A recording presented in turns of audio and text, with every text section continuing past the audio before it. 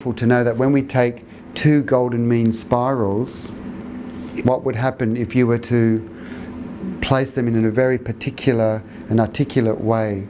So this diagram here, thanks to the courtesy of Heart Math Institute and Dan Winter, they did some amazing work and they showed us that when the spiral keeps spiraling around and around and around, but two of them, when they're phase locked, what we get is the symbol of the heart, and we keep getting the heart within the heart within the heart. The big heart to the small heart, infinitely recursive, fractally embedded. The nest is infinite fractal. This is called the language of love. The same people, Dan Winter and Heart Math Institute, were collaborating in California, and what they wanted to do was they started asking some important questions like, can love be measured? Can we literally measure emotions? Like, does emotion have a sacred geometry? Is there a form to love, anger, hate, jealousy, bliss? And they found that when many people were meditating and they could measure their heart waves and brain waves, they found that they were resonating at this 1.618 hertz or frequency. So when we felt bliss or love, we resonate at 1.618 frequency. So this is the doorway. But when we feel hate, anger, we're out of sync with that frequency. So I believe that this is one of the keys to ancient knowledge, is an understanding of this love wave that can be shared, because it is a true doorway to infinity.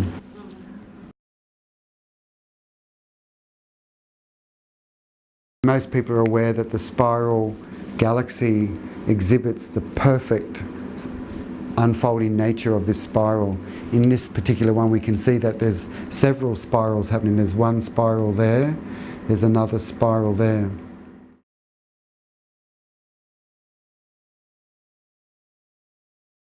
It's beautiful that we can see the golden mean spiral not only in the galaxy, but we can also see the golden mean spiral in the microscopic world as well. So here we have some various ammonites, also known as cephalopods, which basically exhibit this beautiful spiral nature. All these beautiful shapes is the optimal shape that nature selects of all shapes to survive and to grow out of.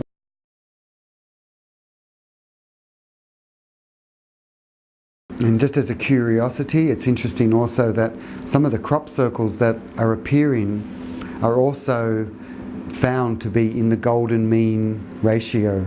Here's an interesting crop circle called the Honey Street Formation. Most people are familiar with these 6 arms coming out in the fields, but when you just look closer and closer at this square here and this rectangle here, it's actually a golden rectangle. And I've spent a lot of time validating and checking that the mathematics is correct. That's part of what my work is to do, is that if someone claims that this crop circle is a golden rectangle, then my duty is to spend hours and just cross-checking that it is exactly the case. And we can see that the diameter of circle B here, this diameter, if that's 1, then this diameter of this circle here, A, is exactly 0.618. So it's quite correct. It's actually based on the mathematics of this pentacle here. So it makes it quite interesting that this crop circle that was given to us in June 2004 has come to us from a higher intelligence. And they're using the language of the golden mean spiral to perhaps awaken consciousness globally, overall.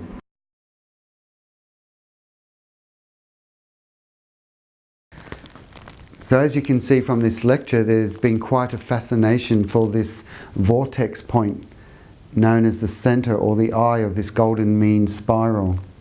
So here you see the 2-dimensional version of the spiral, but perhaps the best example of the 3-dimensional version of the spiral is this shape here. If you can see that there's a golden line that goes around and around, that's actually the golden mean spiral. And it's the only known shape that can turn itself inside out. It creates a suction to the center. Another way of saying it is about getting sucked in. It's literally a point of creation and birth. It's literally the place of wormholes where we can travel interdimensional. And what I'm going to show you in the next lecture is that we were the tube torus donut. We actually were this shape in the first hour of our life. So in the next lecture, when we talk about three-dimensional geometry, we're going to look at how we became one sphere from the father-mother, from the expansion of the love of our parents. They gave us their DNA, they shared their DNA so that they could survive and we could survive. And then that one zygote became 2 cells, which became 4 cells, which is a tetrahedron. 4 spheres compress into a tetrahedron. And then the 4 became the 8, and the 8 spheres became the cubic. So we were literally cubes, tetrahedrons. This stark geometry was part of our genetic memory. And as we kept going from 2, 4, 8, 16, 32, at the 32 cell division, all that male geometry collapses into this feminine blob. And we literally became this shape. There are photographs to show that we are a 4th dimensional sphere called the tube torus donut. It's a hyperdimensional sphere. It's a hypersphere. So we are all that sacred geometry. It's in our cells. It's in our memory. It's interesting that the word memory is from the ancient Hebrew. It's a compound word that's made from 2 words. Mem is the ancient word for water, and Ori is the ancient Hebrew word for light. So when you put the 2 words together, mem, ori, memory is about this interplay of water and light, liquid light. It's part of our starlight memory, our connection back to the stars. And I believe that this 3-dimensional golden mean spiral, which is us, is part of our ascension process. So that's why we've been doing these meditations based on the tube torus donut, because it's a natural ability to travel into our heart, to journey to the center of the heart.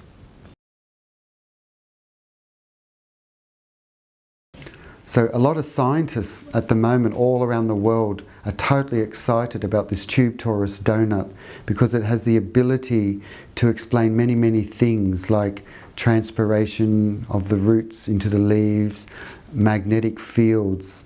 And a scientist in Japan actually was inspired by this, and he designed a toy that was able to implode. Here's a sphere that when it implodes, which is suction to the center, it could explode, implode. It's a bit like breathing. And he used this technology to solve a problem based on if there is a heavy weight at this point, how can we move this heavy weight? So they devised this structure so that when it expanded, it moved something from here to there. So sacred geometry helps solve practical and technological problems.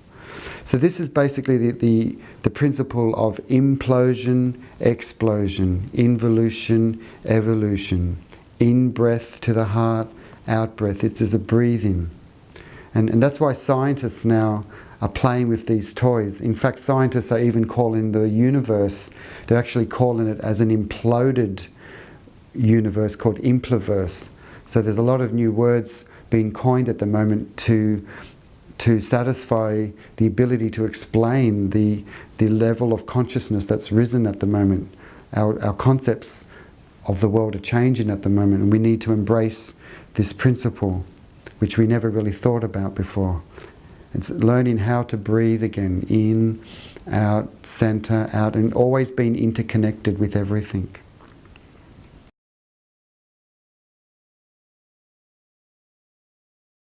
There is only one structure I know on planet Earth that combines these 2 transcendental numbers. We're familiar with the concept of the circle relating to the diameter, that's called pi, P-I, and now we understand that there's a new word called phi, P-H-I, which is the golden mean. So these are 2 important transcendental infinite numbers, and there's only one structure on planet Earth that I know that combines both pi and phi. So pi was the P sound in the Greek alphabet, and phi was like the F sound in Greek. So these are symbols from the Greek language, but they're very 2 important mathematical ratios. So if we look at this slide here, We're familiar with the Egyptian pyramid at Giza, and many people have spent their lives just dissecting the proportions. And to show you where the phi ratio is, if you go from the center of the base and come out to the side, to the midpoint of the side, that distance 1 is called the apothegm. So if we call the apothegm 1 unit, and now we compare that distance to the slope height, which is, it's not the edge height, we're not going up the edge of the pyramid, but we're going along the face of the pyramid up to the vertex, to the apex of this pyramid. So this distance along the face slope is 1.618. So 1 is to 1.618. So that's the golden mean ratio. So where do we find the pi ratio, pi, which is known as 3.1412? So if you were to visualize another pyramid going down into the earth, so it's kind of like an octahedron, like there's one above the earth and there's one below, like a diamond. If you were to look at that diameter, the vertical height going from here to there, and divide it by half the base here, this distance plus that distance, divided into the height of the pyramid, you would get 3.14. So we really need to look at this in 3 dimensions, and you'll understand that that's why the pyramids are very sacred monuments, because it embraces everything that's special. Let us now focus our attention back to another important part of our biometrics, is the mathematics of the DNA molecule. So if we were to take a slice of the DNA helix, if you imagine a vertical helix, and we were to slice through that molecule, the cross-section of DNA molecule is apparently composed of 10 golden mean spirals. From each of these nodes on the outside, we're drawing in a golden mean spiral into the center. So this is the accepted and traditional view now of what DNA looks like as a cross-section. 10 golden mean spirals, perfectly nested and embedded.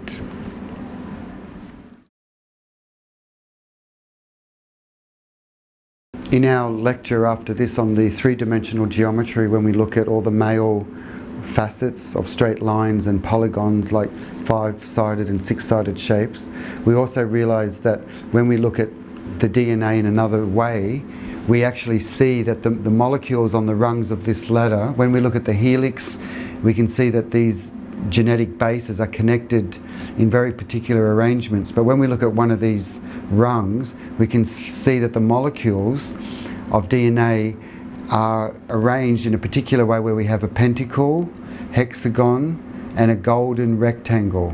Hexagon, pentacle, golden rectangle.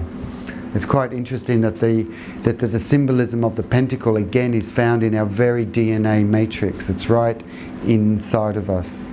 The memory of ancient geometry is right in our DNA. This diagram shows the spiral view when we looking from the top-down view of the molecule. It's like standing on a spiral staircase and looking right down the molecule, and we can see the elegant nature of this molecule.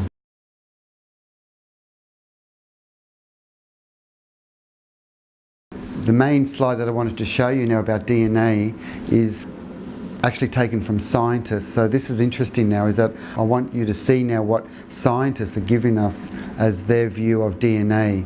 And it's quite interesting. Remember before when we were talking about phyllotaxis, when plants had the ability to spiral and face the sun according to the Fibonacci numbers. The leaves were facing on the first turn, second turn, third turn, fifth turn, eighth turn. Well, similarly with the DNA molecule, how long is it going to take before this particular atom here, as it coils around with the helix, it comes back to that same position here after one 360-degree revolution? We measure this distance from there to there, and it turns out to be 34 angstrom units. An angstrom to a scientist is not a millionth, but it's 1/10,000,000th of a meter. The millionth has 6 zeros after it, so 10 millionth is 7 zeros. But But whatever unit it is, what we're interested in now is the ratio of the vertical to the horizontal. So imagine that this structure here from there to there is like a cylinder, and we're measuring the cylinder for the time it takes for this atom to do a complete revolution and come back up to there. So we're interested in the distance from here to the other side of the cylinder, and they've measured it at 20 angstrom units. Now you would say, gee, that's really close to the Fibonacci sequence, 34-21, like in the sunflower, 34 to 21. But here in this diagram we have 34 to 20, not 21. So you might think, well, if we fudge the figures, we could therefore say that DNA is based exactly on the Fibonacci sequence. But because it's 34-20, something's gone wrong. So last time I was at a lecture, someone suggested that maybe our DNA has been tampered with, because we would expect that the DNA was exactly in 34-21, because that's the mathematics of nature, and we're resonant with nature. So this is the inquiry, this is the point where we're at, that we need to determine scientifically and spiritually and intellectually what are the true measurements of our DNA. Is it 34-21? Is it 34-20? And that's why it's good not to fudge figures, because when an anomaly arises, it is through that hiccup or error, so-called error, that one, if they persevere, finds the truth. So at the moment we're symbolically encoded as 34-20. We're not really in the divine proportion, we're out of sync. As you can see when you look at your life, everything's in chaos at the moment. All the pollution, toxicity, all the manipulation. So we're not actually living in the golden age, and that's exemplified by this diagram, that we're just a fraction out of being in the divine proportion. It's just something to contemplate, and it's a gift from science to say we're 34-20. It's quite interesting when you think about it.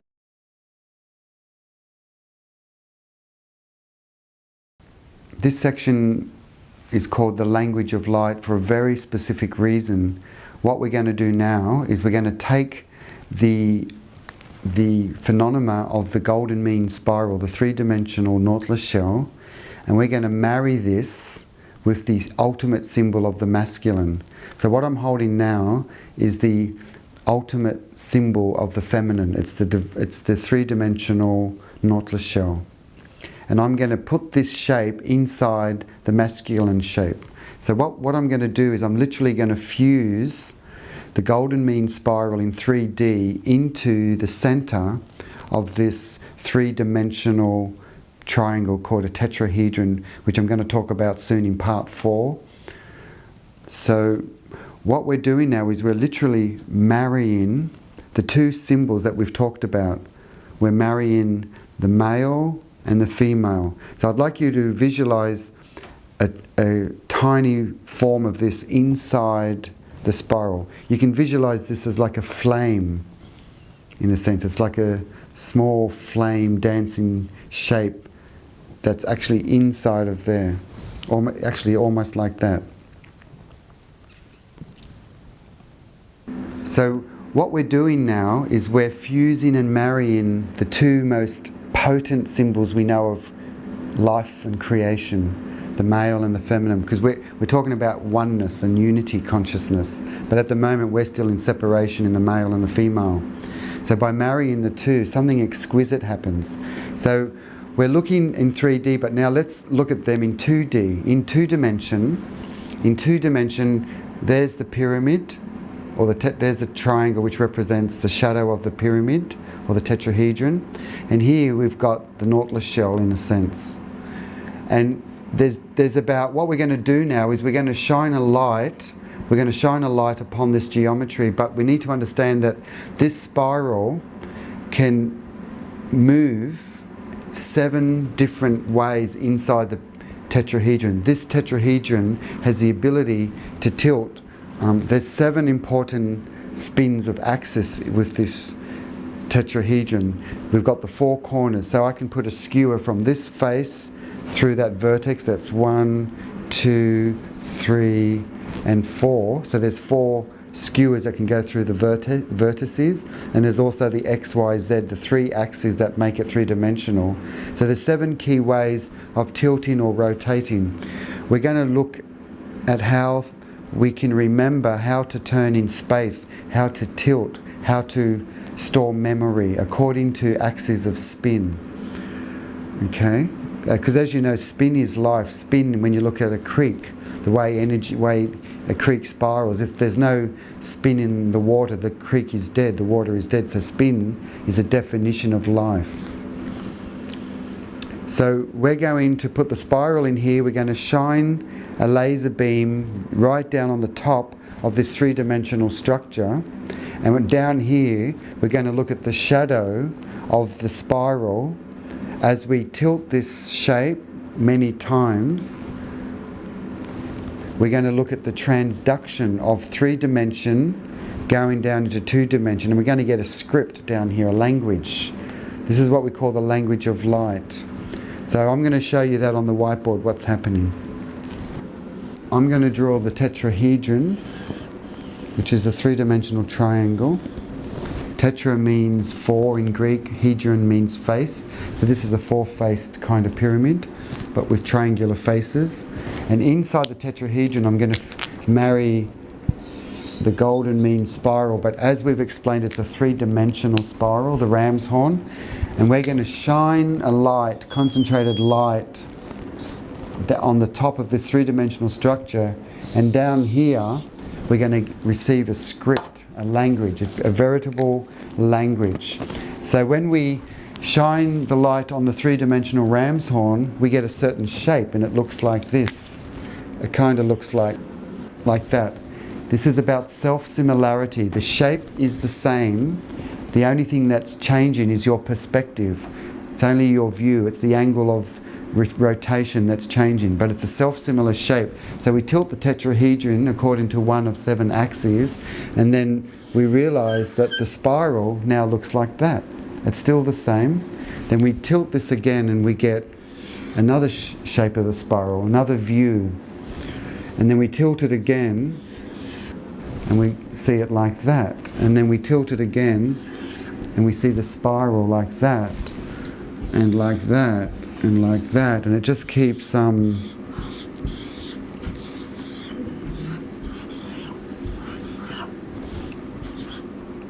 it's all the same shape, just going on and on and on, just different views. We call this the language of light. You could also call it the angle of the angels, in a sense. This is a divine language, and it's all based on the fusion of 2 sacred geometrical genders. One shape, many faces. In Latin you would call it e pluribus unum. Out of the many is the one form, but with many views. And that gave us our alpha, beta, the alphabet, the language of the gods. And then they decided to do some experiments with this spiral, this incredible omnipotent spiral, and they somehow extended it. It's still the same spiral, but they changed it in some form, and then they did all this again, and they found that they could get all the language of the Sanskrit alphabet. And then they modified the spiral again, and they got all the Hebrew alphabet. Every language in the world is a derivation of the spiral within the tetrahedron. It is a pure principle of sacred geometry.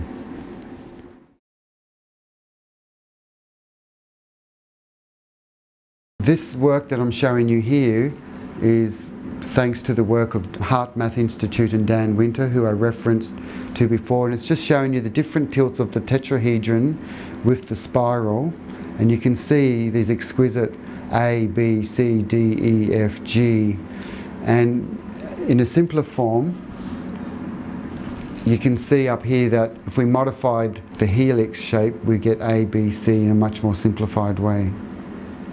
So as you can see, sacred geometry is very simple. It's as simple as A, B, C.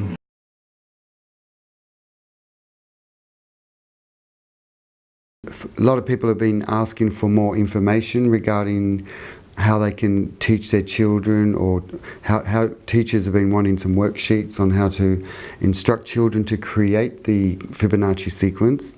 So this book has hundreds of incredible images regarding the divine proportion, images of Fibonacci, Leonardo, and also an introduction to part 4 that we're just about to do next is on the Platonic solids. So the title of this book is called The Book of Phi, which is the living mathematics of nature, and it's known as part 1 of a 2-part series. Okay, this book called In the Next Dimension, it's the second part to the Book of Phi, and it's known as the Book of Phi Volume 2, but its actual title is regarded as In the Next Dimension and subtitled The Book of Phi Volume 2. It more has to do with the masculine images, the actual 5 Platonic solids, Archimedean solids.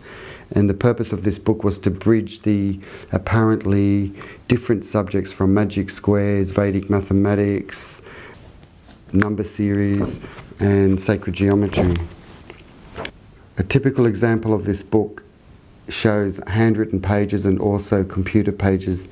This was the transition from doing work all my life by hand and then being given a computer, and many of the pages started to evolve as actual computer manuscripts.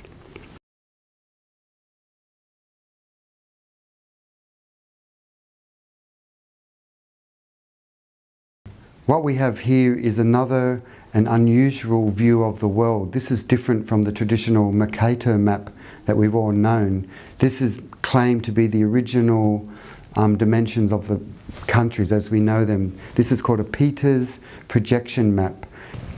So here's what the traditional geographic maps show you, the size of Europe and South America. Traditionally, we always thought that Europe was larger than South America, but the truth is the proportions are actually wrong, because according to actual distances travelled through the continents, South America is much larger than Europe. I suspect that it was at the time of the colonial times when England ruled the world, or half the world, that England wanted to appear that it was this great nation. So what they did was to fudge the actual true proportions of the planet, of the continents, to show, for example, like in the traditional Mercator map, we believe that Scandinavia was the same size as India. But when we look at the Peters projection map, the truth is that India is 3 times longer than the dimensions of Scandinavia up there. The other misnomer was that we've always believed that the north of America was actually larger than Africa, but the truth is Africa is significantly greater in its surface area than this area here of the northern USA. And the other misnomer is that Greenland, which has 2.1 million square kilometres, appears larger than China, when in fact China, which has 9.5 million square kilometres, is more than 4 times larger. So here we have China, which is 4 times larger than Greenland. Often Greenland's been shown as this huge continent way up there. Currently, a lot more research is being done on the Peters projection map, because we suspect that when they introduced the international date line and the Greenwich Mean Meridian, they had fudged all the original intersection points of the ley lines in a sense, so that the way we see all the longitudes and latitudes at the moment are done in a way so that we can't see the symmetry and connection between all the sacred sites. When you apply this Peters projection map and realign the meridians of latitude and longitude to their correct positions, all the sacred sites like Stonehenge and the Pyramid and Uluru actually are all in perfect symmetry. So this is kind of a distortion. The modern geographical map's a very political issue, but there is a big movement currently to restore the truth. That's further research that I would like to explore myself.